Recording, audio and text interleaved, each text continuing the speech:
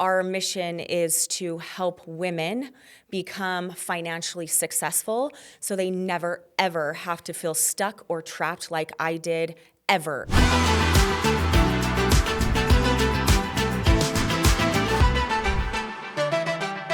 Welcome. This is Utah Business Spotlight. Please hit like, hit subscribe, do all the things you know you're supposed to do. But what I really need you to do is understand that we're bringing businesses to the spotlight in Utah, and that requires you sharing and talking about them and falling in love with them.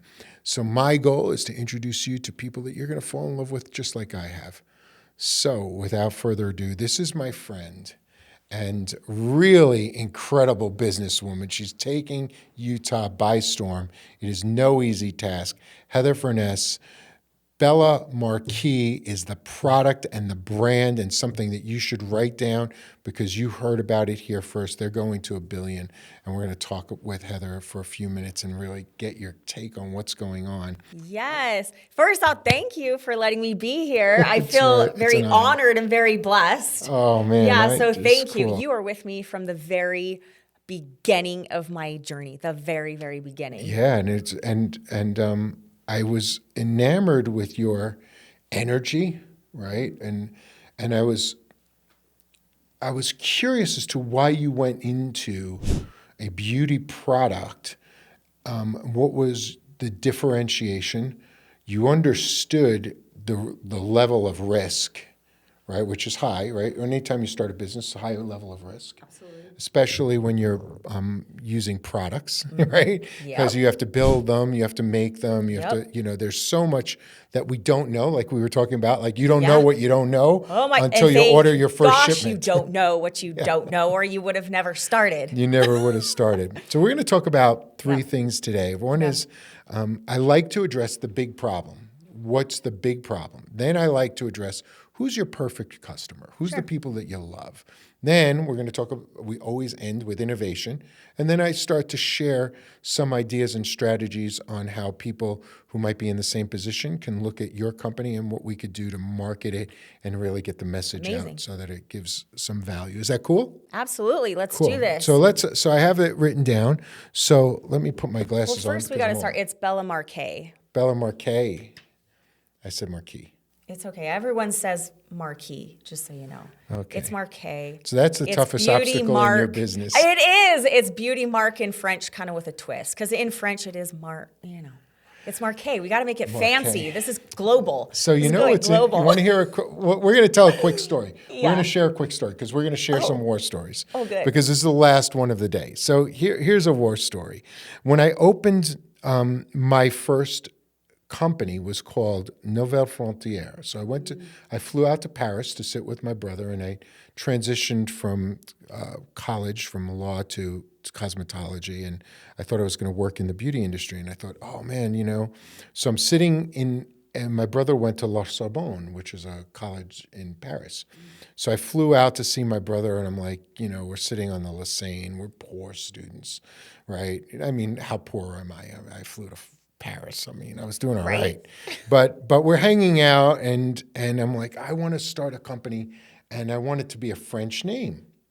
So I'm like, but I'm a kid, and I like Star Trek, and I'm like, I'm going to take this to new frontiers, and I'm going to help people learn how to make money. It's going to be great. So I called it Nouvelle Frontière, and we got the idea because in Paris, there is a travel agency called Nouvelle Frontière. It's beautiful. It sounds right. It's the new frontiers. Yeah. So I opened my first thing. So here's the first mistake that we make as business people, right? Because we don't know what we don't know. My God. Or we'd never do it. Yeah, let me hear your first mistake, because I have about 50, I can tell you. This is maybe terrible. 1,000. Yeah, maybe this was a terrible one. So I have this. So let's spell it out, right? It's NOUVELLE. FRONTIERELTD. Oh my goodness. It's like 16 letters. So the first brick and mortar I get in the contract, in the lease, is like you have to use the same channel letters that are on every store. So this is 1989, and that each channel letter was $600 in 1989, which is probably like $2,000 today, right? Because it was so expensive to bend neon back then. So now I'm like, oh my goodness, what am I going to do? That's like a $20,000 sign, which was literally 50% of my budget, which was, of course, way under. I had $40,000. I needed $120,000. So I didn't know I needed $120,000 yet. I just knew that 20,000 was half of 40. So I was like, oh. So that's how I changed the name of my salon to just Novell. Oh. Because I couldn't afford the rest of the letters. Isn't that funny? Right? And it winds up working out. But no one called it, they called it Nouvelle. It's beautiful. And I said, it's Novell, and you hold the L, but nobody speaks French because there's an E on the end of it, so you hold the L. So that's how I screwed up yours. Yeah, I know. Because I picked You a French name. I know. And right? I'm so Brooklyn. So everything has an A-O-R-U. You know, Right. hey, you, how you doing? It's okay. It's Right? totally normal. Yeah, so, but that's, We're gonna it's correct interesting. that. Yeah. But so say the name again so that I get it right, because I'm a guy. No, Bellamarque. Marque. Just Mar and then Bellamarque. think K. Just K. I love the Bella Bellamarque. part. Yeah, it's beautiful. Bellamarque. I love our name. I love your name. Yeah, it's beautiful. And you come up It's first. a global name. It's beautiful. Bellamarque, billion-dollar name, and your Google presence. If you put it in, you're the first one. You rank above Instagram. You're on Perfect. Instagram account. We've been working on it. Yeah, it's really cool. So share with me, Heather, what was your biggest problem? Like, what is the problem that was your toughest obstacle? And it clearly wasn't the pronunciation of your name. No. What's the toughest obstacle? The thing that you learned that you said, if I'd have known. Yeah. Well, I think honestly, it's the same thing for every startup. Capital. I mean, I did everything I shouldn't have done. Hiring the wrong companies, hiring the wrong employees that drained the bank accounts, right, without providing results. I mean, I've been through the ringer, like been sued, but we won, just so you know. So all of the things that could happen have happened, right? Been through multiple investors and all of the things, and we've bootstrapped this all, on our own with our own funds. So it has been quite the journey up to this point.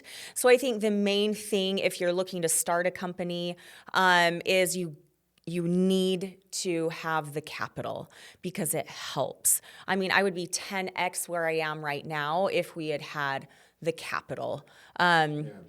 First on.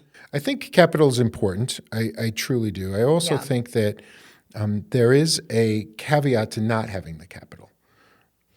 Because then you become It's actually creative. built me to who I am now. That's true. I've learned through the failures of not having capital. Yeah. This is very true, and I love that.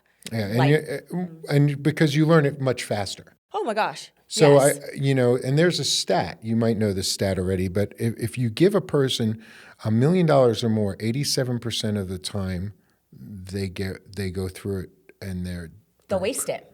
Yeah, they're broke. They'll put it in the wrong places. Yeah, because you don't know.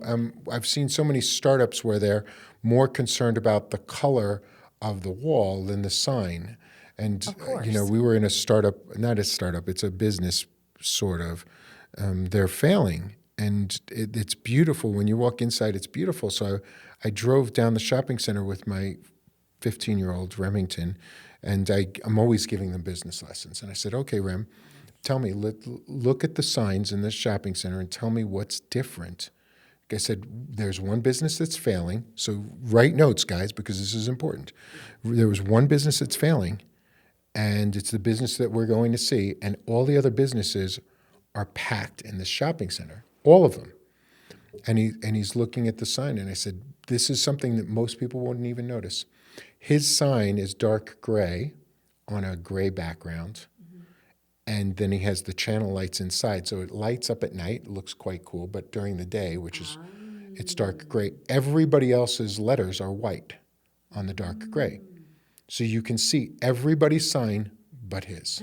And he probably spent the most on his sign, but you can't see it. And and this is where people make rookie mistakes, because they're not working with professional marketers, and everything matters in marketing.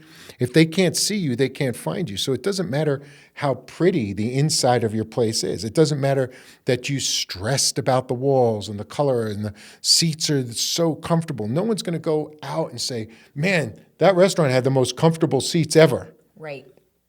They're not going to say that. They're not even going to know to go in. So is that what most people do with their marketing? So I think that capital it's a two-way sword. You learned very quickly to go get more. Yeah.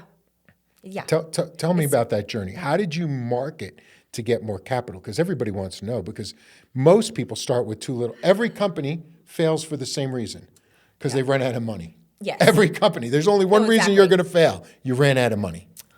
So I actually asked that question yesterday, and the answer was because they believed in me and my mission. Yeah. So that's why they believe in the business owner and what they are doing. And I think that's the key to getting capital, is that they have to trust that you're going to do it. They still know that there's a chance of failure, but if the upside's sexy enough, they'll take the chance if they believe in you. So you said believed in you and your mission. Tell me the mission. Tell everybody the mission. Yeah, absolutely. Because it's a great one. So if you don't even know what Bellamarque is, we are a full lash and brow company. But beyond that, we're also a cosmetic company. So we supply the products to professional, like estheticians and cosmetologists, for their services. And so we also, sell our products to schools, so they train their students on our products. So spas will use our products for their back bar, for their employees, right, to do lash and brow services. And then we have the cosmetic side to our company, which is really the exciting part of our company, because it's endless. Cosmetics is endless. The beauty industry is endless. And it's consumable. So exactly. Any product that's a daily consumption product is exciting. Any Right. product that's a monthly consumption product or a professional service is less exciting. Anybody who's ever bought a vacuum and knows what a Kirby vacuum is, that's the least exciting product, because it lasted for 25 to 50 years. Probably somebody's grandmother right now still has their original Kirby from 50 years ago. Well, So it doesn't it's still break. working. Yeah, it's still Jeez, working. It's still awesome. working. I wish my vacuum was that good. Yeah, but the vacuum cleaner companies can't create a vacuum that good, or they'll go out of business. Right. So I love that you recognize the consumption part. So now tell us the mission part, because I love your mission. Yeah. So our mission is very, very profound to me personally.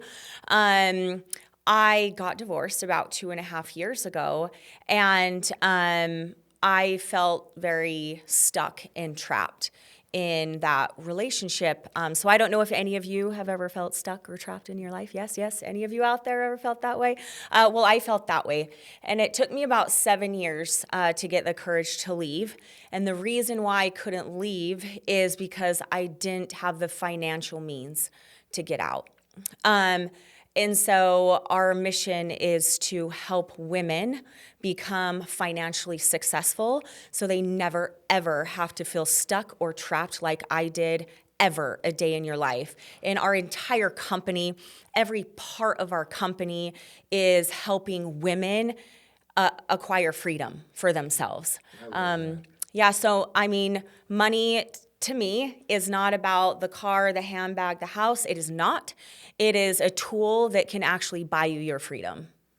Yeah. And maintain it, and Yeah. that piece of mindset. So in our mission when we owned salons and med spas is about 70% of hairdressers at the time, stylists, were single moms. Yeah.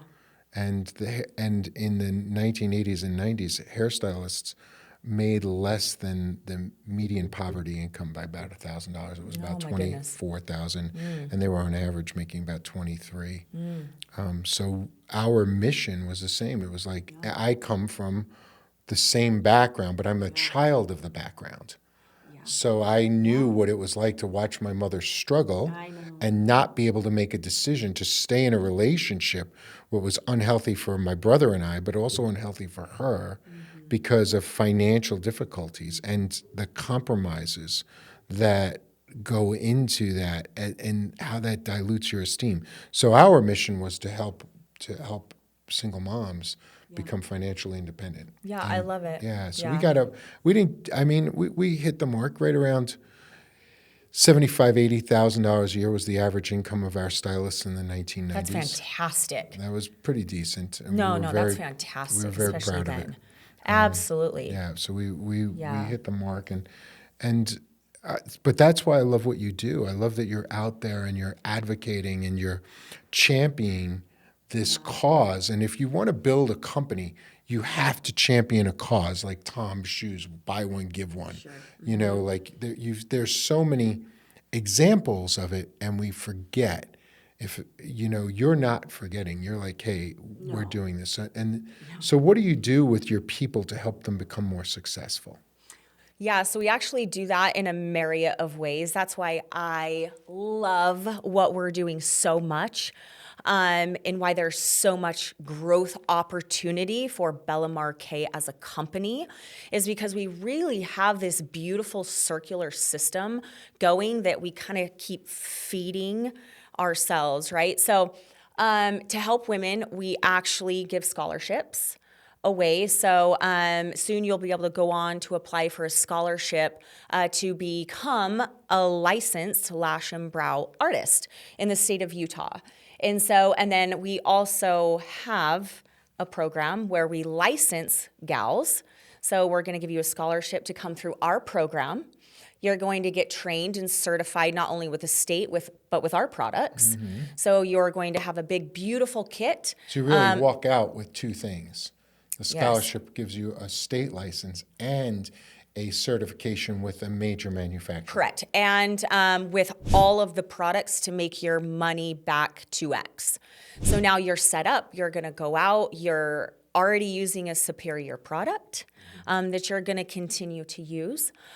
We also are creating a tech piece that we are launching next year, which is a huge community piece. We believe in community. However, just so you all know, right, startup company, learning, failing 50 million times, we finally have arrived. And so the community we're launching next year is going to be so beyond anything the world has ever seen. And so we're going to also give you an option to put this tech piece into your system that is going to help you generate revenue actually by doing nothing. We're going to do it for you. So we have so many opportunities to help women just become wildly successful. So I love that. The integration of tech, very Elon Musk of you, right? and Thank you. And success does leave clues, right? We're both friends with Kelly Cardenas, right? So it's like, there's that idea and understanding. I love the technology to share so that you can grow affiliates utilizing and their current platforms through an automated process. That distributes content on their behalf that's supplied through you. Oh, yeah. Which is really smart. You don't even, and isn't it cool? Oh, the influencer okay, so that's so you actually. You didn't even have to tell me, and I know what you're doing. No, I know. And that's actually like a whole nother piece. Yeah. That's cool. Social media, like influencer marketing. Yeah, but it's automated where they don't have to touch it. Oh, yeah. And that's a whole new tech that's launching. Yeah. That I am not telling you about yet. Well, I'm telling you about ours. Yeah, right? Exactly. It's amazing. But the idea, what I love, and this is what's important. So for everybody out there now, here's what the most important component of any business is. How are you building your audience? How you build your audience determines how your business will grow. No audience, no business. And if you want to protect yourself 18 to 36 months from now, because the world is changing, AI is changing the world, and it'll especially change the American marketplace, the most important thing you can do is start to build an audience. And what I mean by audience is I do not mean to build followers, because you don't own them. What you need to do is you need to learn how to build your email list. So you have direct connection to the people, your email list and your phone numbers, right? So your SMS list or your email list. Those two things will keep your family fed if they are nurtured correctly over the next 36 months. And you'll actually thrive. If you don't, if you count on yesterday's technology, which is, do I have the most YouTube subscribers? YouTube subscribers are useless, right? They're fun. It's a fun stat, but it's no longer a marketable stat because consumption is based in real time, not based on subscribers. It doesn't matter how many Facebook subscribers you have. They're only showing you one or two of them. Yes. So there's a tremendous amount of problems that you guys are solving. So one thing that I've learned that is really important, I think if you're starting a company, especially a product-driven company like mine, like an e-com platform, what are your thoughts on this? Maybe you have some experience. Influencers, right? You want to go out and get the influencers on Instagram and TikTok and all of the things. I am here to tell you as a firsthand witness, I don't care how many followers they have. If they have millions, hundreds of thousands, it means nothing. I've had people with millions of followers, 500,000, 200,000, talk about my products with zero sales. Zero results. So what he's saying is 1,000% true, right? It doesn't matter like your audience, your social media audience. Now there are influencers with loyal followers for sure. And there are brand influencers. For you sure, could take brand 1,000%. You can take certain ones, like let's say hypothetically a Mr. Beast or a Logan Paul or even a Kardashian. Oh, absolutely. And obviously, but most companies can't touch those people. Right, exactly. And that's what I'm saying. As a startup, it's really hard to afford. And they're building their own brands. They partner where they own a piece of you. Here's what we've discovered about 2 years ago, and we've really been advocates of it. But hold on, I do want to say influencers can save your company. There's been lots of companies where that one influencer hit the jackpot have a really couple of good turned it ones. over. So I'm not saying or discounting them, but it is very challenging to find that one or be able to afford that one. And so, and here's a piece of advice for the people watching today. And one of the things that you have to find out when you're working with influencers, and we've built, we had an influencer that everybody would know if I said his name, that came out about 5 years ago, and they came to us to sell a product. And we went from 800,000 followers to 22 million followers in 9 months. Goodness. And that had nothing to do with us. A little, maybe we steered them in a small direction. But that influencer thought he was going to be able to sell those 22 million people something. And he was going to be rich and no longer have to be a monk or talk about being a monk or any of the monk things that an influencer who used to be a monk might think. And what he didn't realize is he had followers, but he didn't have influence over his followers because he didn't have a relationship. We understand that we love micros. That's somebody who has 5 to 50,000 people that is working every day on their brand personally. Those people have influence because they love their audience. Correct. And they're going to be talking about something that's important to them, and it's going to dissipate through versus doing a shout out, which is not the same. So if you're passionate about something, like I happen to be passionate about watches, about audio equipment, about records, about pens, like all kinds of dude stuff, right? Whatever dude stuff is, Are right? pens Cars. dude stuff? I don't know, Like but they're really cool. pens? Like writing utensils, like really cool mechanical pencils. I think I like dudes that. I kind me. of like to see them. Yeah. Oh, I have a whole collection. We'll do the next podcast in my Yeah, office. I'd like to see that. It's pretty insane. But here's the interesting part. Because I'm so interested in that, I did a challenge with my group, and I said, if I speak about watches, I will have 5 to 10 watch companies sending me watches within less than 5 or 6 months. Within 3 months, I had 10 new watches. Now, they weren't Rolexes, of course. They were micro brands that were interested in me talking about their micro brands because I'm so into it at the time. And I said it was just a test. If you're passionate about something, people will show up and they're excited about your passion. They're excited about the energy that you bring to it.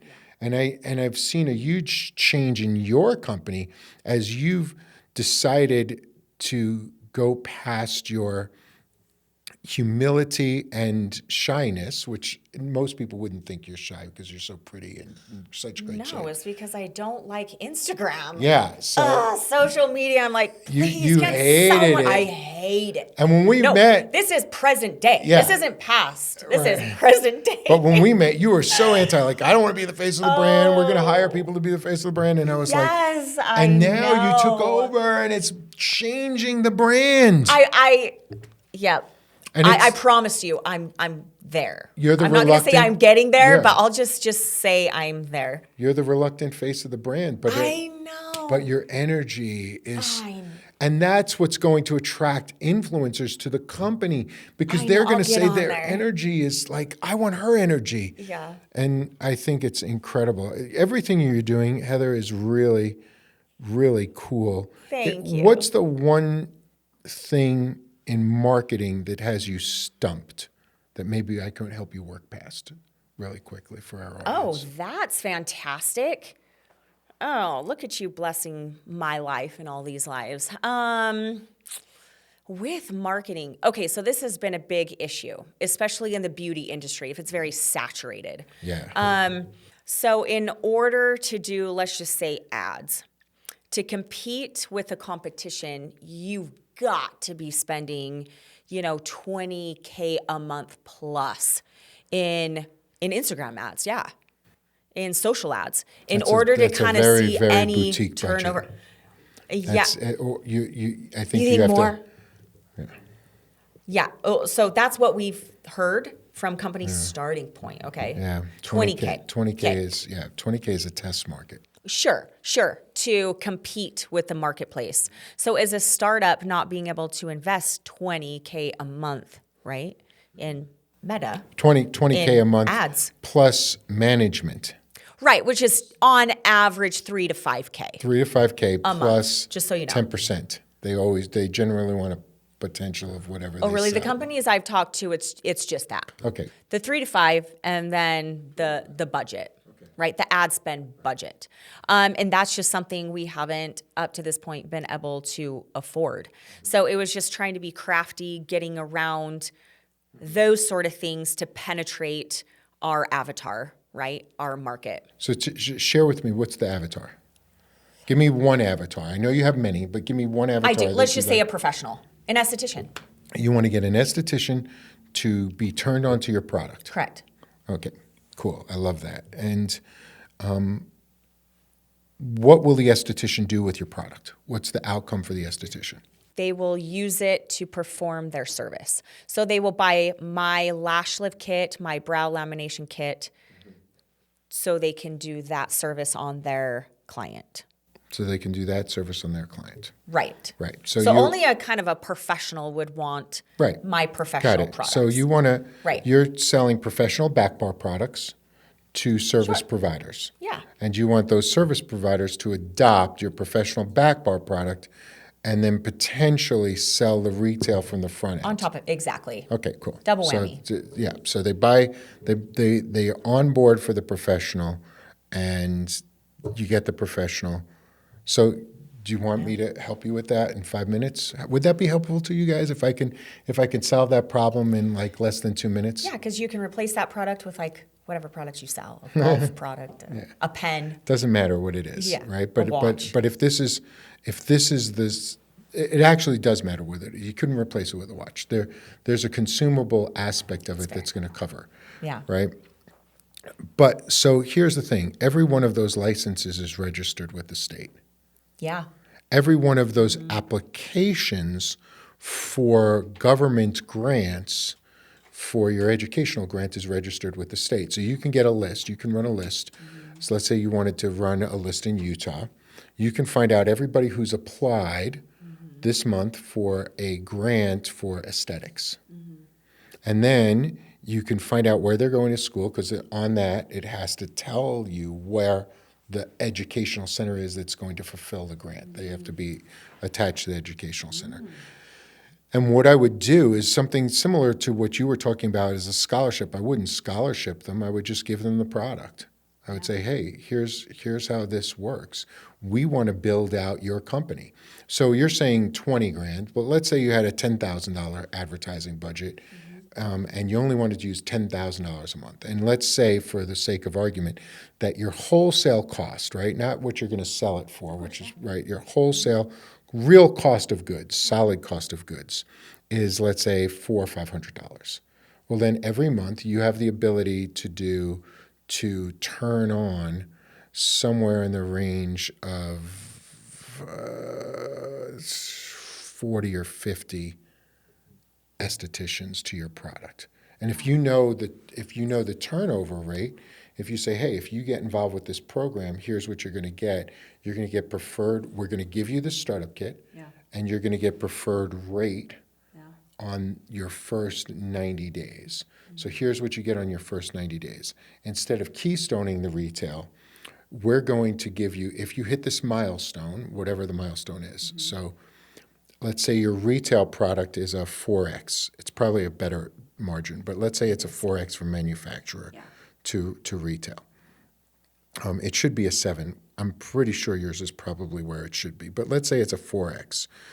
So you're paying 25 cents on the dollar. So you have 75 cents built in, that if you gave it, and they're paying for the product, your doors are going to stay open, and you're just trying to build.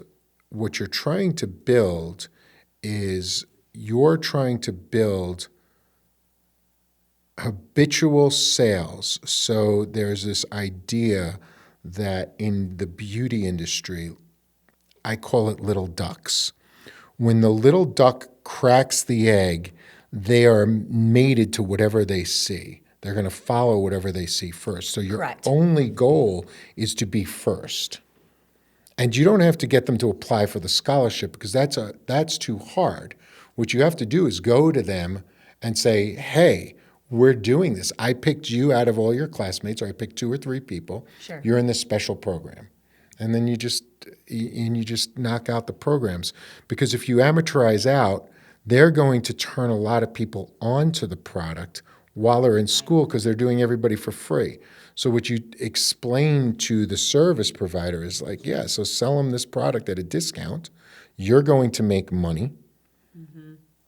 But now they've turned on their first 20 or 30 people. So if you take out your phone, it's like Insurance 101. It's like, I'm going to pull out my phone, I see all my people, and I sell that product. And if 20 of them become customers, that means you've acquired every month, and you can do the math. If I get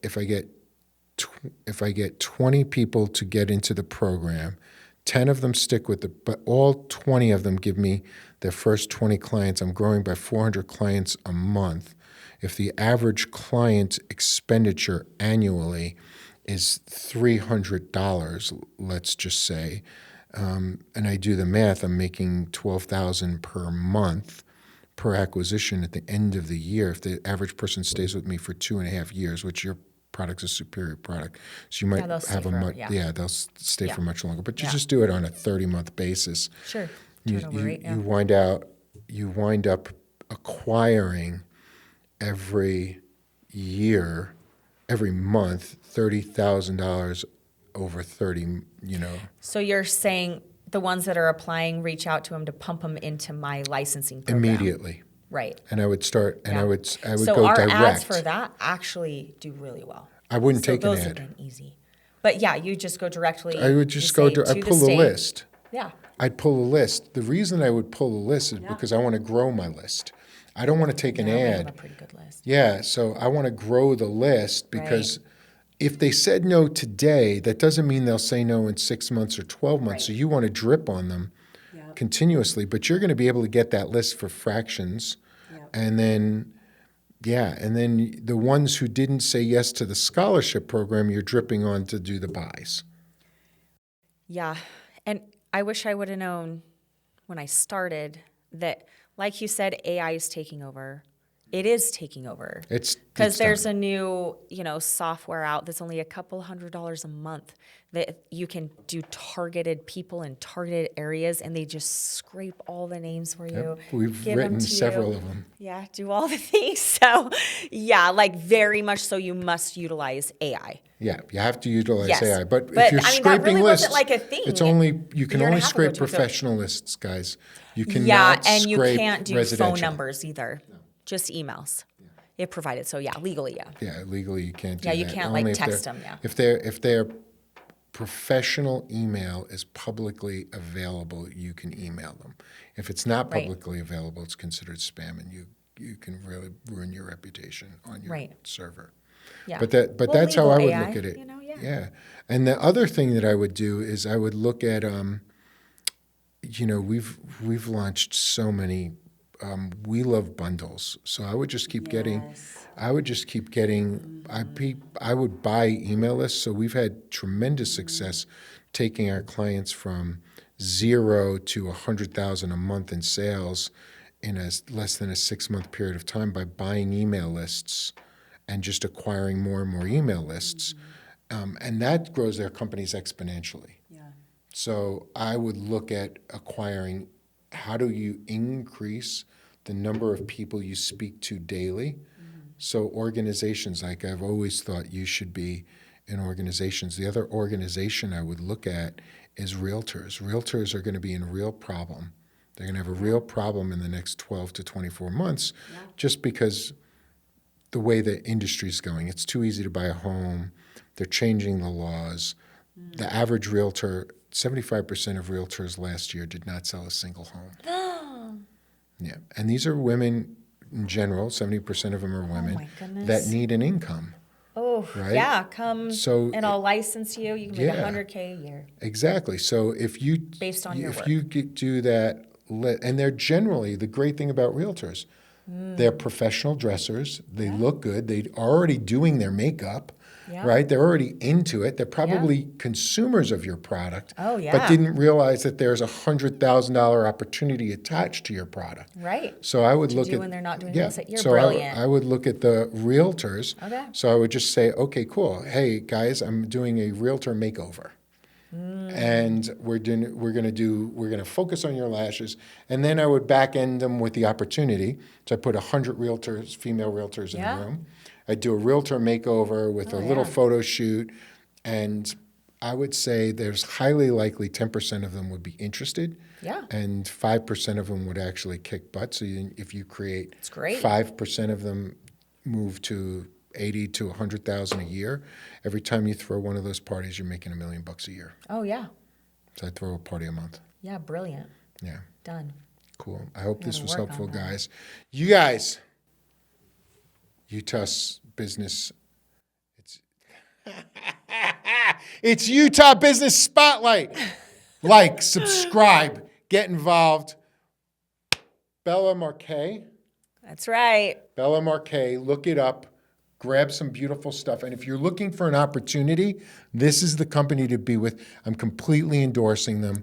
They are the next beauty company to watch. Get involved because she's going to do some cool things that are going to make you a lot of money. But worst case scenario, you're going to look ridiculous. And there is a little lip pumping action that is a little spicy. Saw a girl talk about it on her Instagram, and her lips looked great. So try it. People are looking for you. How can they get involved? How can we get your products? How can they find you? Yeah, thank you. Follow us on Instagram, of course. It is Bellamarque Pro. On Insta, I am Heather Furness, very easy to find, although I will be more active on social, okay? I am committing right now. And then our website is bellamarquecosmetics.com.